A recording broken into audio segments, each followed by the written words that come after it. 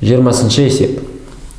Заттың бағасы ақпан айында 30%-ға өсті, ал наурыз айында 40%-ға кеміді. Бағасы 2 айдың ішінде қалай өзгерді? Қараңыз, мына жақта бастапқы бағасы белгісіз, соңғыда бағасы белгісіз, бірақ белгілі бірінші айда нешеге өскені және екінші айда нешеге кемігені.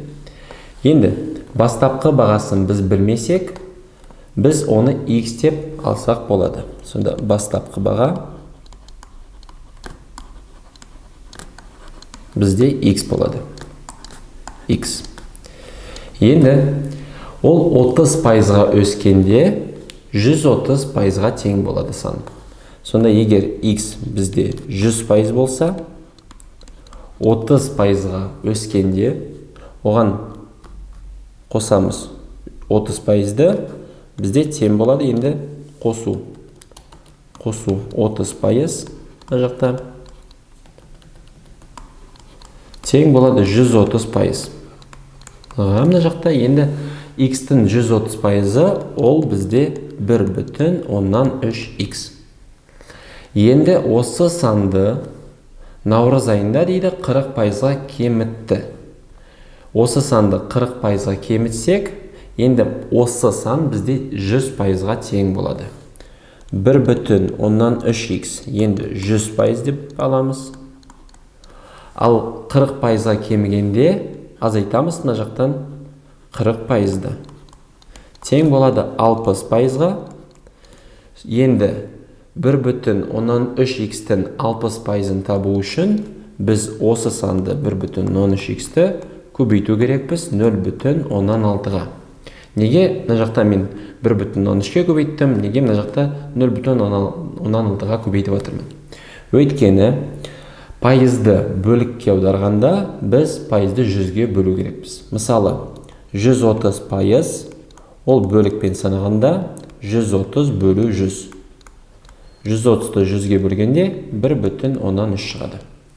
Келесі 60% болса, 60%-ды дәл солай 100-ге бөлеміз, шығады 0,16.